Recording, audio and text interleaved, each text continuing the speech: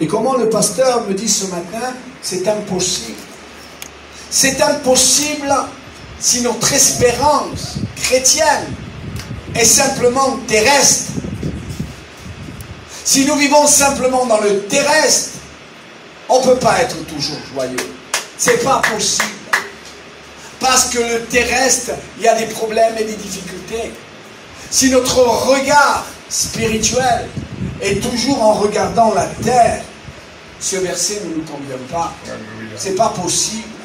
Soyez toujours joyeux en regardant nos regards vers le ciel. Amen. Notre espérance chrétienne, enfant de Dieu, ne doit pas être terrestre. Nous vivons sur la terre, nous sommes en pèlerinage, nous sommes en voyage, un temps. Mais on va arriver à la maison. Alléluia. Ma femme pourrait me dire en vacances, on n'a pas tout ce qu'il faut, Laurent. Il nous manque ceci, il nous manque cela en vacances. Mais vous pourrez répondre à ma femme et dire à ma femme, ne t'inquiète pas. Dans quelques jours, les vacances vont être terminées. Et on va rentrer à la maison.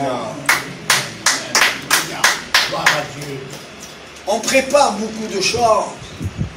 Moi, j'ai vu un frère en Christ hier, je joue au boule, et il venait là un peu en retard, et on a discuté ensemble. Il me dit, je viens d'acheter des affaires à ma fille. C'est bien. On prépare toutes choses. On prépare pas mal de choses. Mais ce que nous oublions de préparer, c'est notre départ. Amen. Soyons joyeux à savoir que nous mourrons tous. Alléluia. Il n'y a pas un, qu'on se le dise constamment. Je ne veux pas vivre toute ma vie sur la terre, non. Un jour, on se séparera des gens que nous aimons. Nous quitterons les gens que nous aimons subitement. Vous savez, la mort, elle vient parce qu'on est malade, elle vient tout doucement, on sait comment partir, mais elle peut venir subitement aussi par une crise cardiaque, par une attaque cérébrale. Ma nièce, elle est jeune. Quel âge tu as, Pépa? 33, l'âge du Christ. 33 ans. Et l'autre jour, elle a une attaque cérébrale. Son parler s'est arrêté de parler. En un instant, on peut aller où c'est que nous aimons aller. On dirait, chrétien, enfant de Dieu, qu'on a peur d'aller au ciel. Hier, je parlais, ma femme était là, et je parlais avec une personne, et je disais, ne t'inquiète pas, la personne que tu aimes est dans le ciel, vivante, et je vous le promets. Elle m'a regardé avec un regard comme ça. C'est vrai, Laurent? C'est vrai, Laurent? Ben oui, c'est vrai. Pourquoi doutons-nous? Ou Dieu c'est un menteur, ou Dieu dit la vérité. Mais Dieu n'est pas un menteur, Dieu dit la vérité. Alors réjouissons-nous dans le Seigneur si nous avons constamment les regards et la pensée qu'on va vivre éternellement dans le ciel. J'ai pris un autre verset.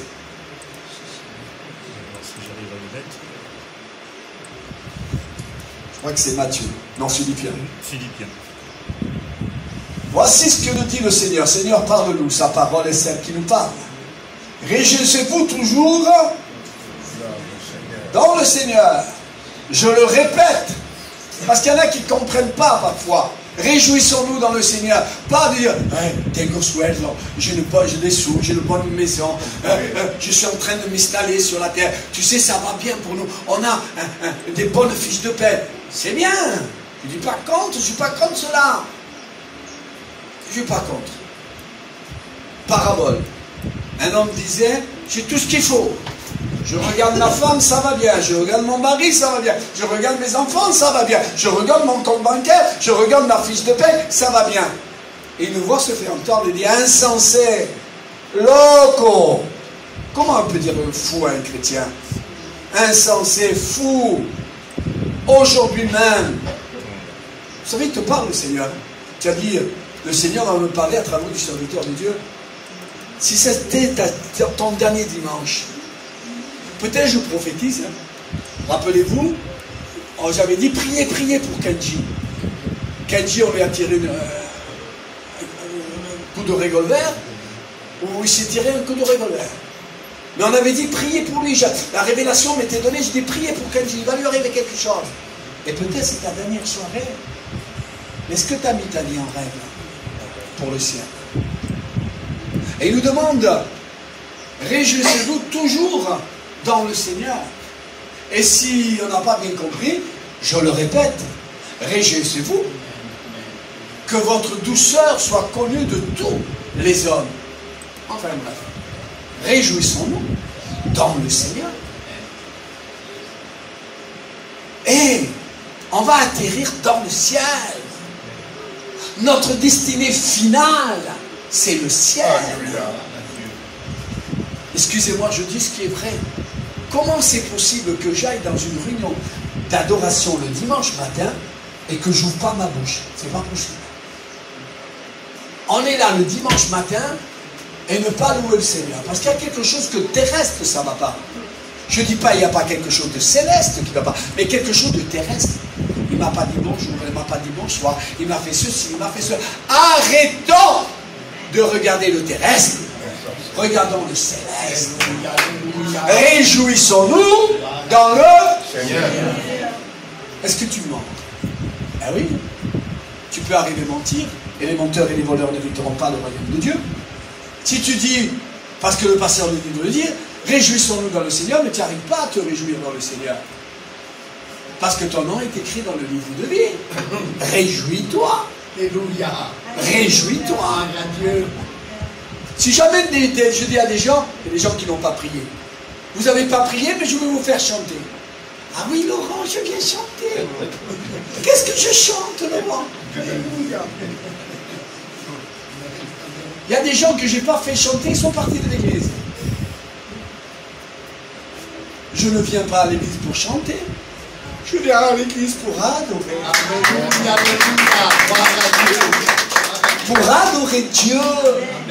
Je vais me réjouir. Je vais mourir. Est-ce que je mange? Non, c'est la vérité. C'est pas, c'est pas un cercueil qui est à nous. C'est nous quoi? Non, non, cercueil. Est-ce que on peut se dire, je vais mourir? Parce qu'on a peur de mourir, parce que peut-être notre vie n'est pas en règle. Je ne veux pas mourir encore, c'est normal. Vous savez que Dieu, il rallonge les jours pour que nous puissions mettre notre vie en règle. Amen. Parce que si tu pars ce dimanche, pourquoi? Il y a quelqu'un qui va partir aujourd'hui. Qui sait, je ne le sais pas. Mais celui qui va partir aujourd'hui, si sa vie n'est pas en règle, il ne peut pas se réjouir. Parce que sa vie n'est pas en règle. Parce que quand nous regardons le terrestre, on ne peut pas se réjouir. On ne peut pas se réjouir dans le terrestre.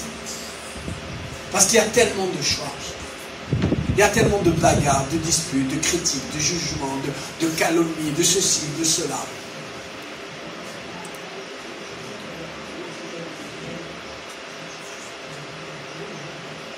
J'ai dit cette pensée l'autre jour, et je le crois de tout mon cœur parce que je la répète.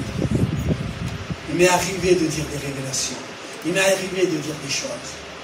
Et cette chose, je la dis et je la redis, et c'est vrai.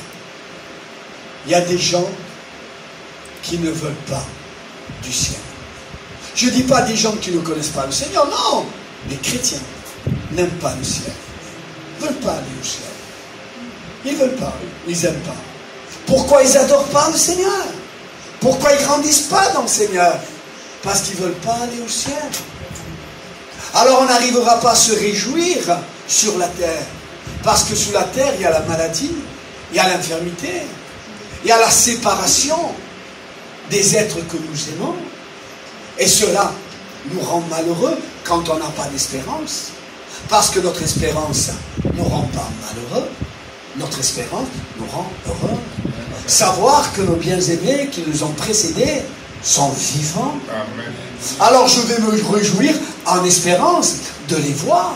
Cette personne me disait, mais c'est vrai Laurent, mais c'est vrai. En douterais-tu que Dieu est parti nous préparer une place dans le ciel. Réjouissez-vous toujours. Réjouissez-vous toujours en regardant le ciel. Tu ne peux pas te réjouir toujours en regardant la terre, en étant sur la terre. Que ton esprit s'évade un peu dans les choses surnaturelles.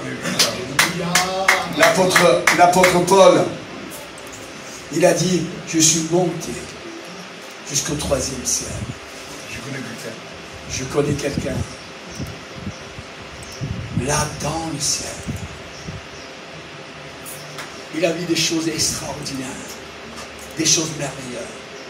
Qui c'est qui veut faire un petit séjour dans le ciel? Ah ouais? Un petit séjour. Et même si c'est mon œuvre, je vais me réjouir. Je vais me réjouir. Amen. Je vais vous dire une chose qui va faire mal, parce que vous avez dit, Seigneur, parle-moi à travers la vie de ton serviteur. Je vois aujourd'hui qu'il y a des gens que ce ne sont pas des chrétiens. C'est fort. C'est fort ce que je dis. J'examine leur vie, et leur vie c'est waouh. Et plus j'examine leur vie, et plus je vois qu'il y a des choses qui ne sont pas à la gloire de Dieu. Comment ils peuvent se réjouir dans le Seigneur quand leur vie n'aurait pas en règle, quand il y a plein de choses dans leur vie qui ne glorifient pas le Seigneur? La Bible nous enseigne et la Bible nous dit, honorez vos dettes. Et je ne les honore pas. Et je dois honorer mes dettes. Si je dois quelque chose à quelqu'un, mais je veux le rembourser. Si je ne peux pas le payer tout d'un coup, mais je veux lui demander que tous les mois, je puisse lui donner quelque chose. Ne devez rien à personne. On peut continuer? Dans Matthieu, je crois. Matthieu 5, 12. Réjouissez-vous et soyez dans l'allégresse, parce que votre récompense sera grande. Mais où? Où? Sur la terre. Votre récompense. Mais tu m'attends. Je suis en train de me tuer du matin au soir et du soir au matin. Je suis en train de me tuer à travailler. Vous allez me dire, la Bible enseigne, et je suis d'accord avec vous, celui qui ne veut pas, pas parce qu'il n'a pas de travail, mais celui qui ne veut pas travailler ne mange pas. D'accord. Mais attention, le travail, pour certains chrétiens, chrétiennes, a pris trop de place. A pris même la place de Dieu. Je ne peux pas venir aux réunions parce que je travaille. Et quelque chose qui prend la place de Dieu, cette fille, si on peut l'asseoir, merci. Quelque chose qui prend la place de Dieu devient une idole. Et la Bible nous enseigne, et la Bible nous dit que tu n'auras aucune idole devant le Seigneur. Quelque chose qui t'empêche d'aller vers le Seigneur, c'est une idole que tu dois demander au Seigneur. Seigneur, enlève cette idole. Et l'idole peut être le travail, l'idole peut être le mari, l'idole peut être la femme, l'idole peut être les enfants, l'idole peut être le plaisir. Moi, je parle de moi. Un chrétien établi dans le Seigneur m'a dit l'autre jour, waouh, l'encens. Je dis, qu'est-ce qu'il y a? Il dit, waouh, tu sais le chrétien tel. Je dis, oui, ça va pas. Je dis, comment ça va pas? Il me dit, ça va pas. On parlait ensemble, et quand on parle ensemble, on parle du Seigneur. Bon, ça peut rentrer une autre conversation que le Seigneur. Mais il dit, le voyage. C'est bien les voyages. Le voyage. Attends. Le voyage, il prend la place de Dieu, mais devient une idole. Ouais, on est parti en vacances, pour ceux qui sont partis en vacances, ceux qui ne sont pas partis. Mon frère Jean-Pierre, il est parti en vacances, il s'est perdu en Italie. Je ne parle plus, parce qu'on ne veut pas le perdre, notre frère Jean-Pierre, à part le jour qu'il partira dans le ciel. Il n'y a pas que les vacances. Il y a ma communion avec le Seigneur. Il y a ma présence dans l'église. Je dois soutenir l'église. Vous savez, ce matin, on a notre frère Lucien qui nous arrive de vacances, merci Seigneur. Et nous avons Joël qui est bloquée. Elle est bloquée, peut-être elle a du rhumatisme, peut-être elle a fait un mouvement sans s'apercevoir. Mais notre frère, sœur Joël, elle ne parle pas. Mais presque dans toutes les réunions, elle est là. Elle est là. Vous savez, sa récompense va être grande. Réjouissez-vous. Soyons dans l'allégresse. Soyons dans la joie de savoir que dans le ciel, on va être récompensés. Pas tous. Pas tous. Pas tous vont être récompensés. Mais Laurent, est-ce qu'ils vont être sauvés? Oui, ils vont être sauvés. Comme à travers du feu. Il y en a qui vont être sauvés sans aucune récompense. Dieu va dire, rentre. Rentre au paradis. Tu ne m'as pas servi sur terre. Enfin bref, rentre. Il n'a rien fait pour moi. Il jugeait, critiquait, calomniait. Il se bagarrait, se disputait. Il faisait des choses qui ne sont pas à la gloire de Dieu. Vous savez que si je sais que celui qui m'a donné cette eau, si je sais que cette eau, elle est volée, je ne la prends pas. Gloire à Dieu. Gloire à Dieu. Je suis complice. Et la complicité dans un foyer fait ouvrir la porte au diable et aux démons et de rentrer dans la maison. Et quand nous ouvrons notre porte au diable et que le diable vient dans la maison, oh, le Seigneur est grand. Et le Seigneur, ce sert moi, ce sert des chals, ce sert des chrétiens. Je disais dernièrement, l'autre disait, mon couple c'est du béton. Les autres couples c'est du sable. Mon couple c'est du béton. Mon couple, ma femme elle-même, c'est bien.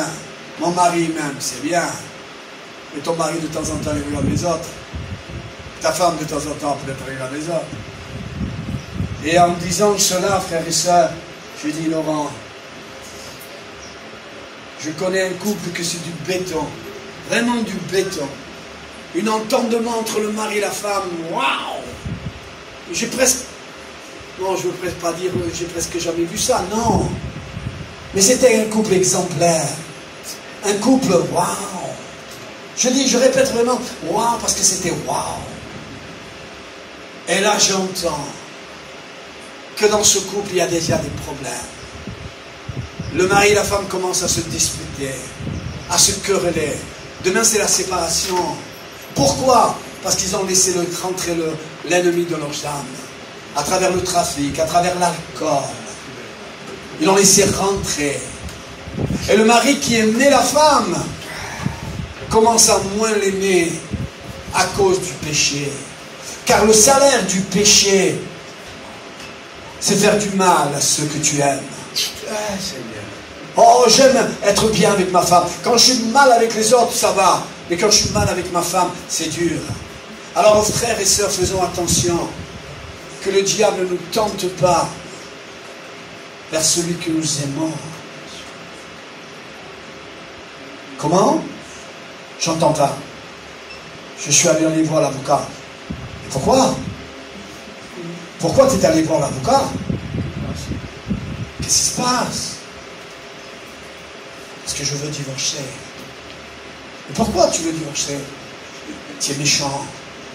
Tu trafiques. C'est pas risible, hein, pour ceux qui passent. C'est pas risible pour ceux qui passent vraiment cela. Parce que ça arrive. Je te demande. Je me séparer. Et comment c'est possible? Oui, c'est possible parce que tu laisses rentrer le diable dans ton foyer. Tu laisses rentrer le diable dans ton avenir. C'était un bel avenir. Un avenir qui allait atterrir dans le ciel où le Seigneur allait dire bon et fidèle serviteur, rentre dans la joie de ton maître. Mais à toi, ton espérance n'est pas joyeuse, n'est pas heureuse, parce que tu vis dans le péché, parce que tu vis dans la magouille. Et attention, l'Esprit de Dieu nous dit, ne participons pas, ne participons pas. Je sais que mon mari, ma femme a apporté ça. Et je sais que ça, c'est volé. Et l'argent, la voiture où je monte, c'est une voiture trafiquée. Je ne monte plus dans cette voiture. Dans la voiture où je monte, celui qui conduit n'a pas le permis. Dans la voiture où je monte, il n'a pas l'assurance. Alors faisons attention que parfois nous ne nous réjouissons pas dans le Seigneur parce que nos vies ne sont pas en règle. Ne sont pas en règle. Il y a beaucoup de travail à faire. Parce que votre récompense, si vous marchez avec le Seigneur, sera grande. Parce qu'on vise trop la terre. Votre récompense sera grande dans les cieux. C'est ainsi qu'on a persécuté les prophètes qui ont été avant nous.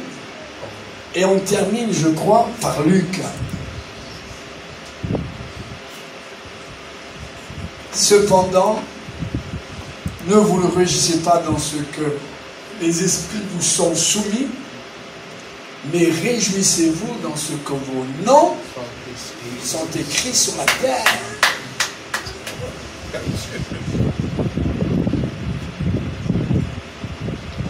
Qui sait s'il meurt aujourd'hui même, il est sauvé. C'est pas de l'orgueil, hein?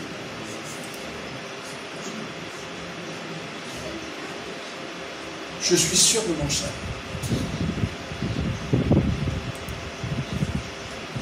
Qui sait, s'il meurt, là, je parle de mort, hein, peut-être aujourd'hui quelqu'un va mourir, c'est bien. Quelqu'un qui meurt ce soir, là, maintenant, il n'est pas sauvé. Levez-vous. Allez, celui qui sent que sa vie n'est pas en règle, s'il meurt ce soir, il n'est pas sauvé. Qui se lève.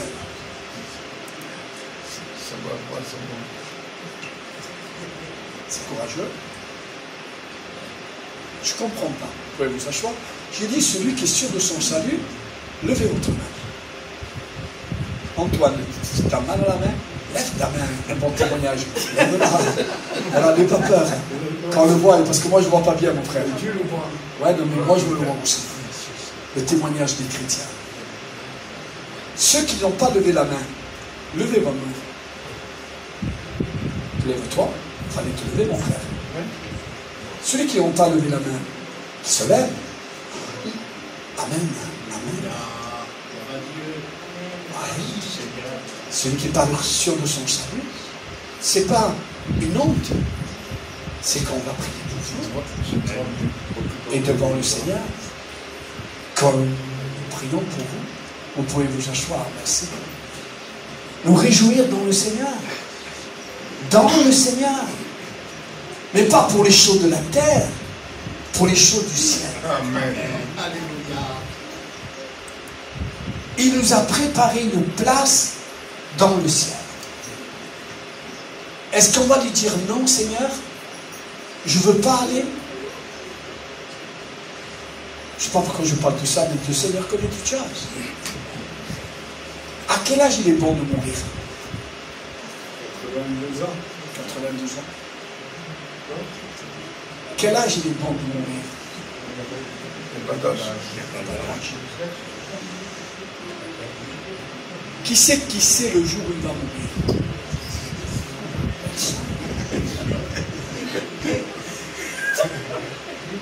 Je ne sais pas pourquoi vous rigolez, mais je ne comprends pas.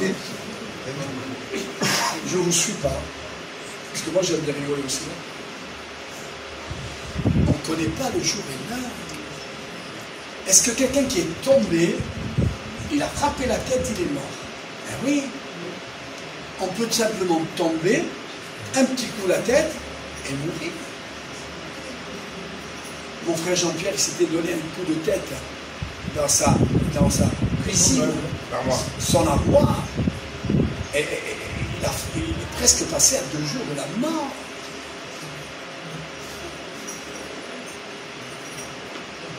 Ma nièce l'a fait par une attaque cérébrale. Khala, dernièrement, son cœur. Il ne serait pas arrivé au service pour les gens du cœur que déjà dans la fourgonnette où il était, il a fait encore une crise cardiaque. Et heureusement pour lui, qu'il y avait un docteur qui a pu s'occuper de lui. Patchoul aussi. Alors faisons attention. Tant qu'enfants de Dieu, nous devons avoir notre vie en règle. Ne devons rien à personne. Réjouissons-nous dans le Seigneur. Commençons à analyser notre vie. Commençons à analyser notre vie. Est-ce que dans notre vie, il y a encore des choses qui ne glorifient pas le Seigneur?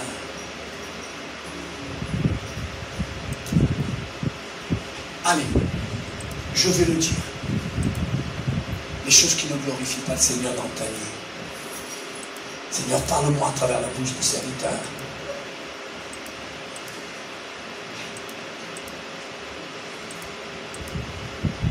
Qu'est-ce qu'il y a dans ta vie qui ne glorifie pas le Seigneur? Je serai peut-être jaloux. Les jaloux n'hériteront pas le royaume de Dieu. Je dis à ma femme, ou ma femme me dit, t'as regardé la fille, hein? Ah oui, je l'ai regardée. Est-ce que c'est un péché de regarder une fille? C'est un péché de regarder un garçon? Mais non. Mais tu l'as regardé. Soyons honnêtes avec nous-mêmes. N'ayons pas peur de la dispute. Oui, je l'ai regardé. Parce que c'est un mensonge et les menteurs n'hériteront pas le royaume de Dieu. Si tu as peur, non, je ne l'ai pas regardé. Tu as menti. Oui, je l'ai regardé. Je ne l'ai pas regardé avec ses yeux pour adultère. Je l'ai regardé parce que c'est une belle fille. Avec José, mon cousin, on était en Corse, encore une fois pour un enterrement, certainement. Et on rentrait à la Rocade, un magasin qui s'appelle la Rocade à Bastia. On rentrait tous les deux à la Rocade. Et il est venu une fille, waouh, 1m80, presque 2 mètres. Une beauté inimaginable. Et José et moi, nous l'avons regardée. Parce qu'elle était belle à regarder. Il n'y avait pas de mauvaises pensées en nous. Pas la convoitise. Il n'y avait pas de la convoitise. Alors, frères et sœurs, les jaloux n'hériteront pas le royaume de Dieu. Il y a des choses, nous croyons être des hommes et des femmes de Dieu, mais enlevons ces choses-là.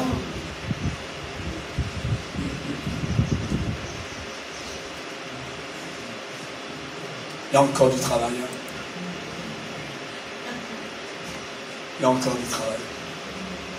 Dieu est patient, pas moi. Dieu est patient.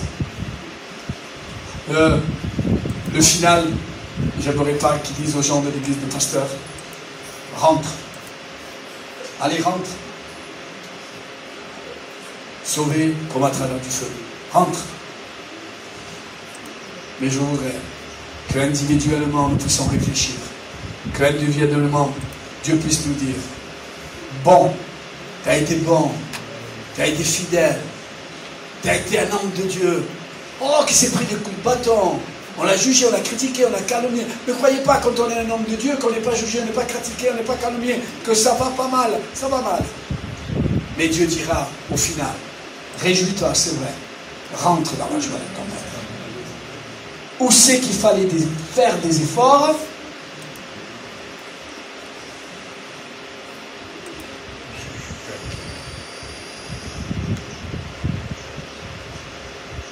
Je ne peux pas te dire, là-dedans, tu dois faire des efforts, car moi, je sais, moi, les efforts que je dois faire. Vous savez qui c'est qui nous connaît bien? C'est Dieu. Mais notre mari nous connaît aussi. Notre femme nous connaît aussi. Nos enfants nous connaissent aussi. Comment on agit? Comment on fait?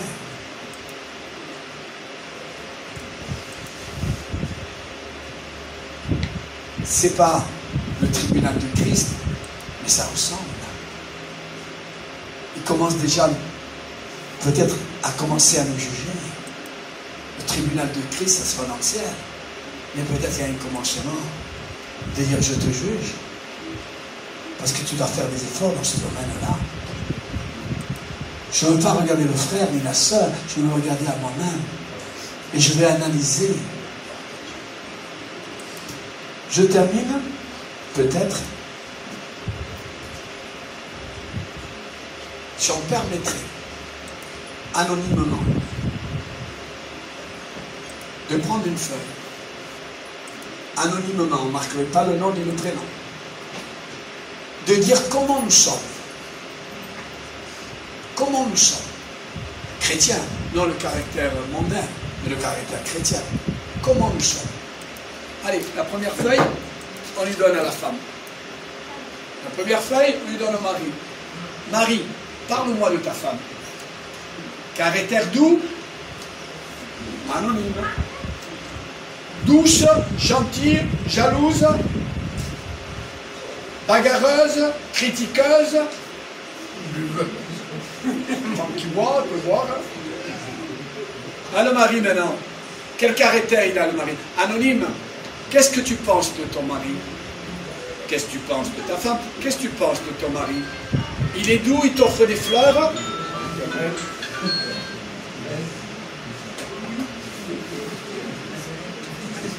Combien de bagarres, combien de disputes. Et pourtant, nous sommes l'épouse de Jésus-Christ. C'est le retour du Seigneur. Nous sommes l'épouse de Jésus. Nous devons lui être fidèles, sans tâche. Nous devons lui être fidèles à Jésus, sans tâche, sans péché, pour qu'il puisse nous dire demain. Oh, je sens, vous savez, j'ai dit à une personne l'autre jour, et je termine, j'ai dit à une personne l'autre jour, tu sais, je sens le vent de bénédiction qui coule. Il y a des guérisons, il y a des bénédictions, il y a des conversions, il y a un vent, waouh! Mais là, je parle ce matin. Il y a le vent de l'épreuve. Dieu peut t'éprouver.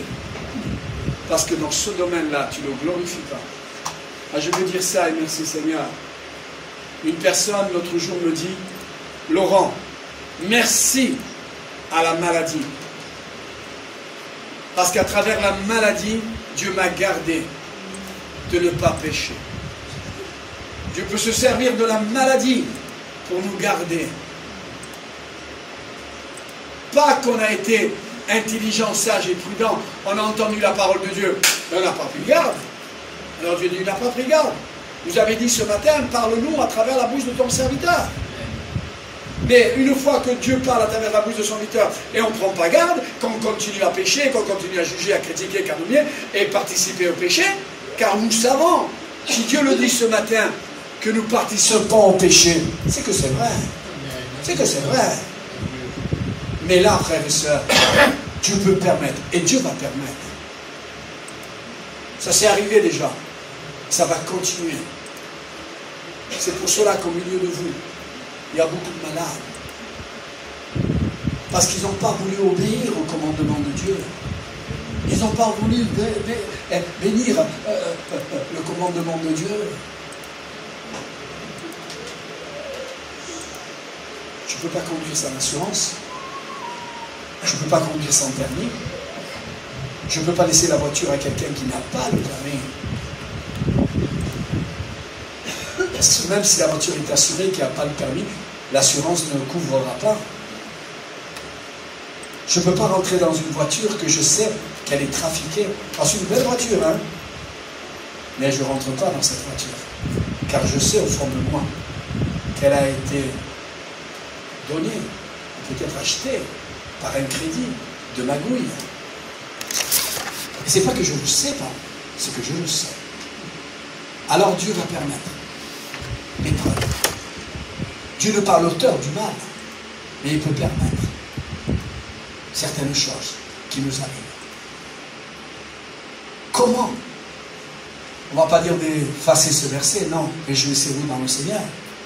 Mais comment je peux me réjouir? En vivant dans la magouille, en vivant loin du Seigneur. Comment je peux me réjouir? C'est pas possible. C'est pas possible. Je ne peux pas me réjouir. Parce que ma vie n'est pas en règle.